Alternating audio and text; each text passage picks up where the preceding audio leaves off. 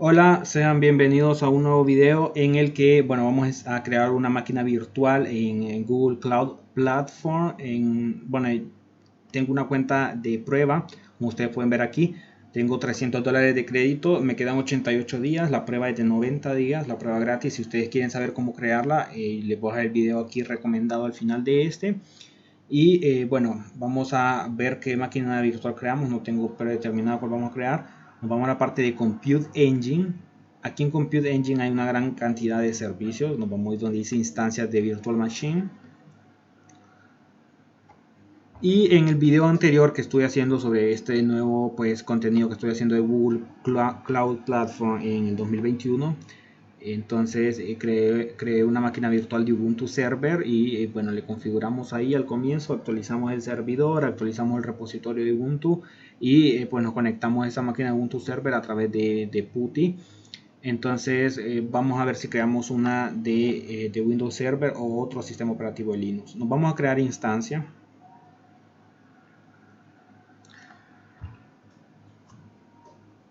Aquí en la esquina superior derecha pueden buscar el video que les estaba mencionando para crear una instancia de Ubuntu Server 20.04. Aquí en la esquina superior derecha ahí dan clic, ahí está como video recomendado.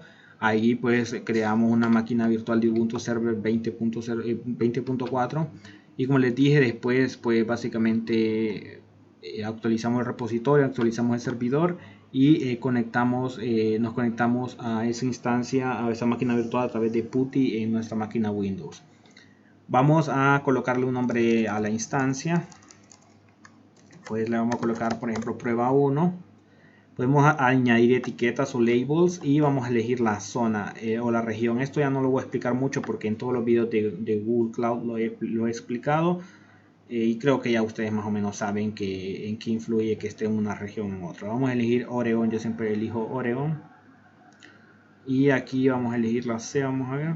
El precio no varía, entonces podemos elegir cualquiera. Y en configuración de la máquina vamos a colocar, por ejemplo, aquí en serie E2. Lo vamos a dejar como está. Y vamos a elegir que permita, por ejemplo, el tráfico, pero aquí vamos a cambiar la imagen, el disco de arranque. Aquí nos tiene, por ejemplo, que nos va a correr el sistema operativo Debian. La vez pasada estuvimos trabajando con lo que fue Ubuntu Server 20.4. Está Fedora, Red Hat Enterprise, CentOS y vamos a probar a crear pues el Windows Server. Vamos a ver las versiones que hay de Windows Server. Pues la última versión que está es pues el Windows Server 2019 Data Center. Está el Windows Server 2016 y el 2012. Entonces nosotros podemos elegir cualquiera de estos. Vamos a elegir uno de estos sistemas operativos. Y vamos a crear, creo que de Windows Server ya creé en los videos que hice hace un par de años, creo que ya hicimos una instalación de Windows Server 2019. Entonces vamos a cambiar, vamos a probar a instalar CentOS y lo vamos a dejar en 107. El tamaño del disco está bien, lo vamos a dejar en 20 y le damos seleccionar. Aquí abajo pues el acceso predeterminado. Aquí podemos decir que permita tráfico de ambos, de HTTP y HTTPS. Creando pues la instancia y vamos a esperar que la instancia se cree.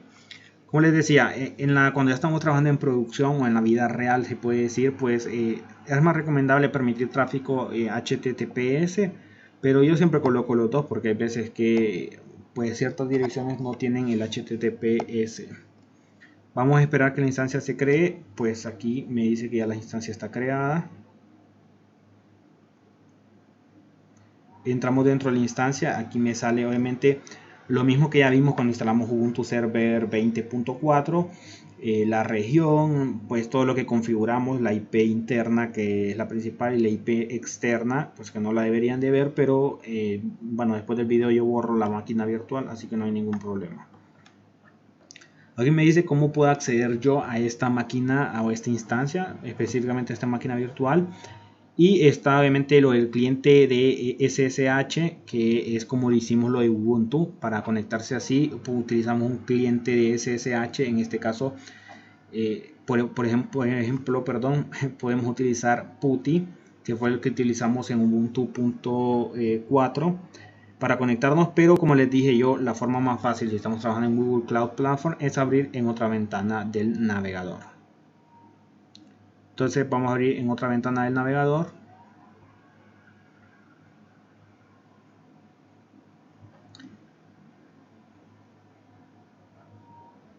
Aquí abrí en otra ventana del navegador para conectarme con la clave con el archivo con el archivo de la llave SSH, y no era así.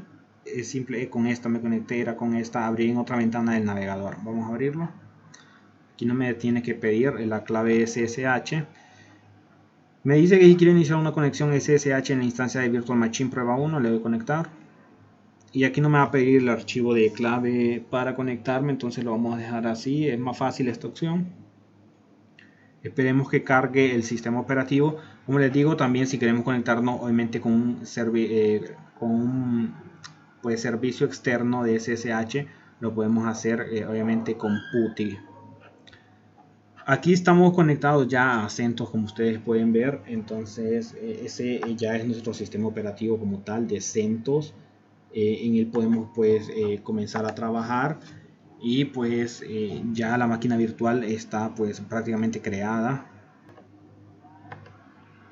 Y bueno, lo primero que deben de hacer cuando ya tienen instalado el CentOS, básicamente pues es lo mismo que hicimos en Ubuntu Server 20.4, que básicamente es cambiar lo que es el usuario, pasarnos a usuario root. Por ejemplo, en los sistemas operativos de Linux por lo general se hace con sudo su guión, y ya con eso ustedes se loguean, y ahí me dice que ya estoy logueado con el usuario root, porque el usuario obviamente es el super usuario, el que ustedes van a tener, y con que tienen todos los privilegios para comenzar pues a trabajar. Siempre que instalen un sistema operativo Linux es lo que deben hacer. Por ejemplo, también podemos agregar un usuario con el comando add user. Por ejemplo, en este caso, el usuario Pedro, y luego le podemos colocar pues lo que es básicamente un password, y ahí me dice que ya cambié el password para el usuario Pedro. Entonces ahí básicamente hemos hecho tres cosas iniciales en CentOS, que básicamente ha sido pues lo que es cambiar al usuario root, y obviamente agregar el usuario Pedro.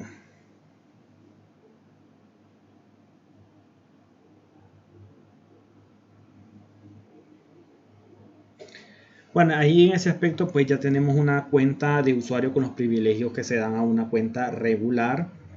Sin embargo, en algunas ocasiones necesitamos hacer tareas administrativas. En el caso, por ejemplo, de este usuario Pedro que agregamos, no es un usuario root como tal, sino que es un usuario, como les digo, una cuenta regular.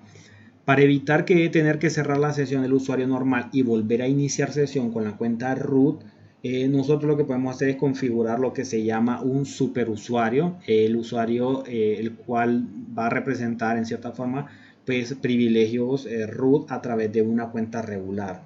Esto permite que nuestro usuario regular pueda ejecutar comandos con privilegio administrativo colocando la palabra sudo antes de cada comando.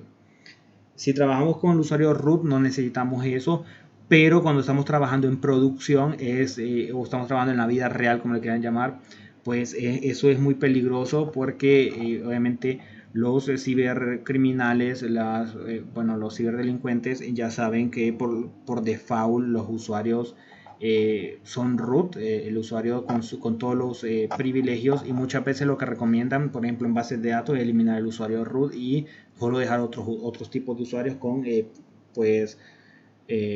privilegios administrativos.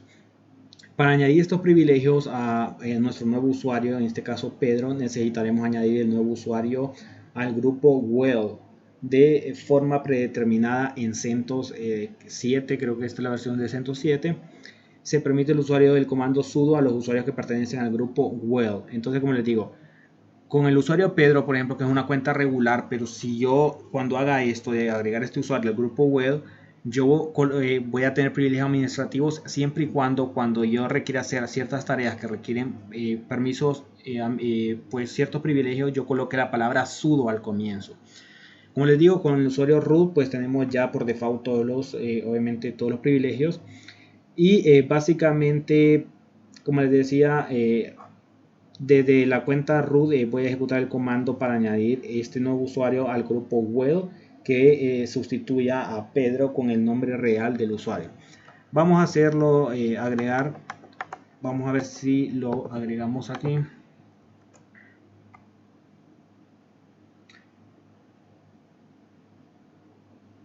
Me dice que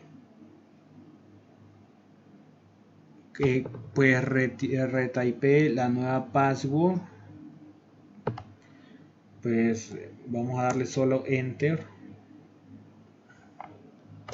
No vamos a colocar el password que habíamos colocado, que el password pues creo que era Pedro.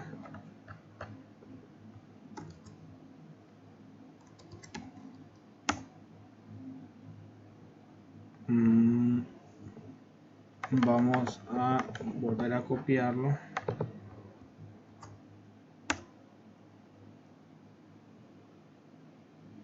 Me dice todos los tokens de autenticación actualizados satisfactoriamente. Entonces, pues lo que hicimos pues obviamente fue ingresar básicamente la contraseña, y se supone que ahora este usuario puede ejecutar comandos con privilegio de superusuario. Vamos a hacer, por ejemplo, añadir autenticación con clave pública, que básicamente es asegurar nuestro servidor, es estableciendo lo que es la autenticación con clave pública para nuestro nuevo usuario.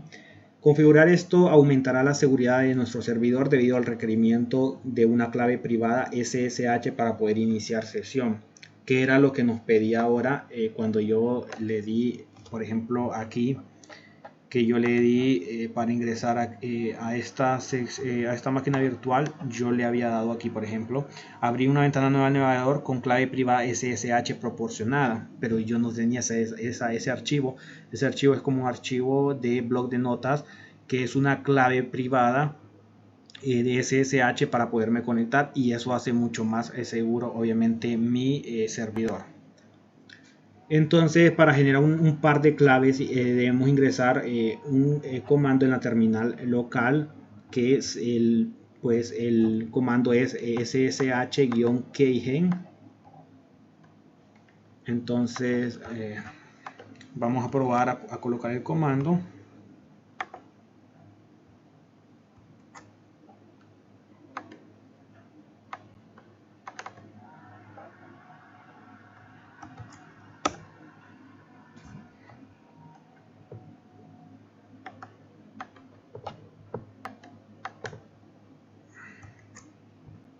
Vamos a probar ssh-keygen y me dice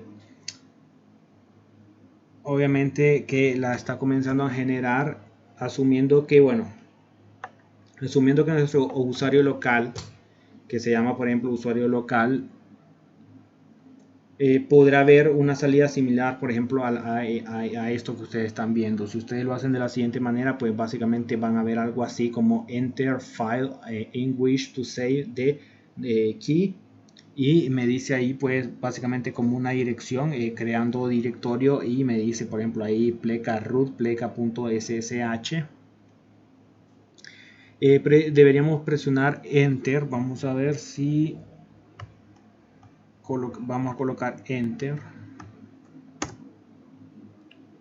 y aquí me dice que vuelva a ingresar el mismo, pues la misma frase de pass o un password sería de nuevo, como la primera vez solo le di enter, o sea no le ingresé nada, le voy a volver a dar enter, y ahí pues básicamente lo que va a hacer pues es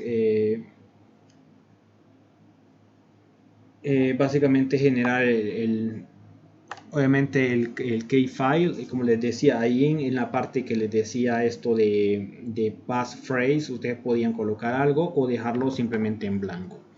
Lo que pasará es que se generará entonces una clave privada IDRSA y una clave pública IDRSA.pub en el directorio .ssh con el directorio del directorio home del usuario local.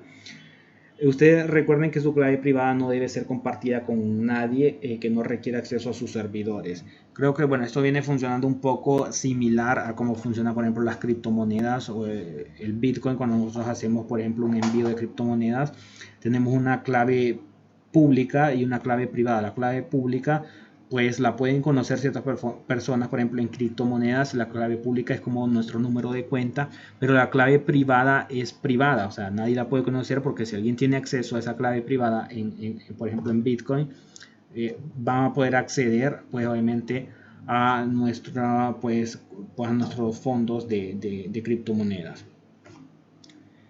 Después de generar un par de claves SSH, usted tendrá que copiar su clave pública en su nuevo servidor. Una opción o opción 1 es usando SSH Copy ID. Si su computador o su ordenador local tiene el script SSH Copy ID instalado, pueden usarlo para instalar la clave pública en cualquier usuario para el cual ustedes tengan las credenciales de ingreso. Podemos ejecutar, por ejemplo, SSH Copy ID especificando el usuario y la dirección IP del servidor en el cual quiere instalar la clave. Por ejemplo, colocaríamos, por ejemplo, algo similar a esto, por ejemplo.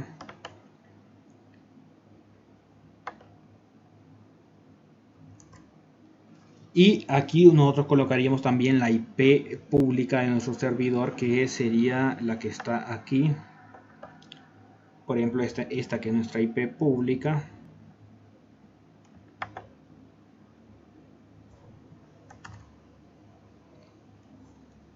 Ese comando después de proporcionar, por ejemplo, si nosotros copiamos este comando después de proporcionar la clave cuando se le solicite, la clave pública será añadida al archivo .ssh pleca authorize keys del usuario remoto. La clave privada corresponde ahora, puede ser usada para ingresar al servidor.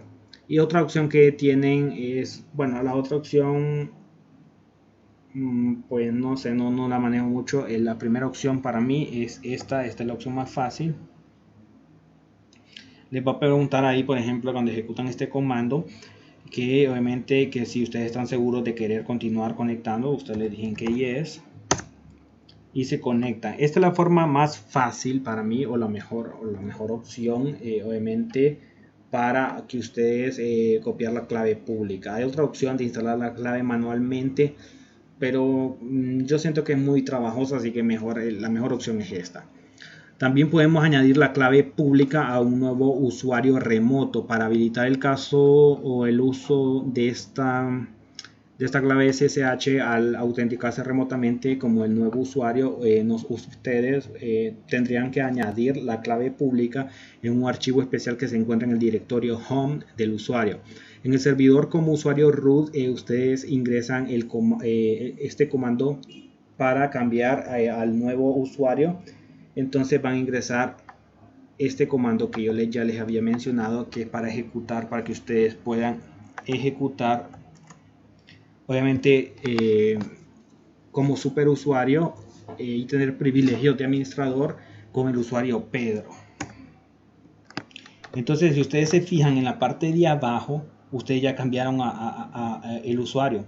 Aquí estamos trabajando con el usuario root. Si ustedes se fijan, root @prueba1. Aquí cuando ejecutamos esto, también root @prueba1. Más arriba ejecutamos otro comando por aquí. Aquí está root @prueba1. Cuando ya colocamos este comando de SEU, de superusuario-Pedro, le estoy diciendo que me cambie al usuario Pedro como superusuario y aquí está Pedro @prueba1.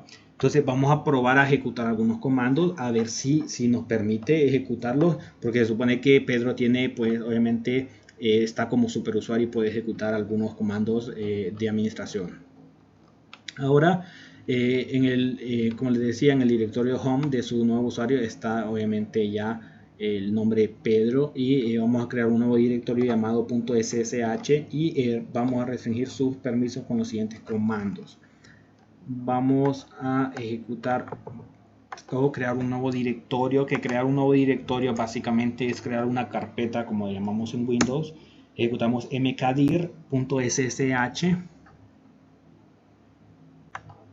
y luego ejecutamos este otro comando. Ahora debe abrir el archivo en el directorio .ssh llamado authorize keys o llaves autorizadas con un editor de texto. Utilizaremos podemos utilizar, creo que el Visual Studio Code para hacer esto en Windows, por ejemplo, pero vamos a utilizar el siguiente editor de texto haciendo este comando. Vamos a ejecutar este comando para abrir obviamente el archivo .ssh. Ejecutamos y ahí abrimos el archivo. Como ustedes vieron, ahí el archivo se abrió. Todo lo que está arriba es contenido del archivo .ssh pleca authorize keys. Entonces básicamente tenemos abierto ese archivo. Ingresamos en el modo de inserción pulsando la tecla, creo que la tecla I.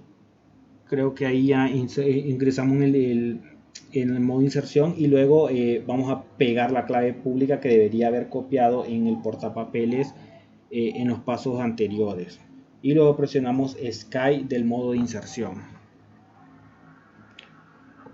Vamos a irnos un poco para arriba, no sé si me borró lo anterior.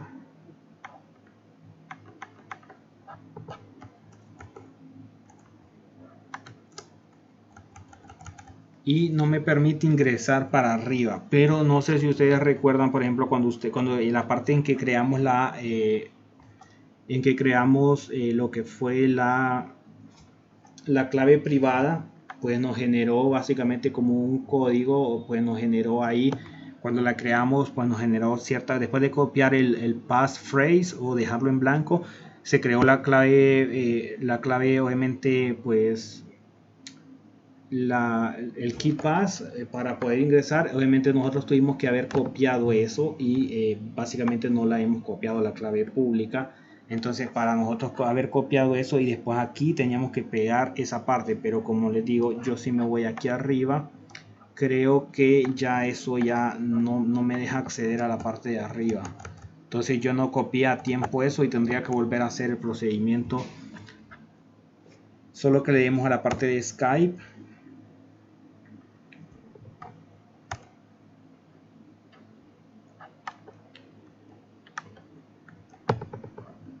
Entonces, y de igual manera no me deja ingresar arriba, porque si le diera aquí en Escape sería para salir de este modo de inserción, pero no me deja acceder más arriba. Entonces básicamente esos serían los primeros comandos que hay que hacer cuando instalamos CentOS. Lo que pasa es que aquí no copiamos a tiempo cuando generamos la clave pública. Entonces básicamente cuando ingresamos con el editor de texto a este archivo, colocamos la letra I para ingresar en el modo de inserción, y después ahí pegamos la clave pública que generamos, y después le damos Escape y ya está la clave pública generada.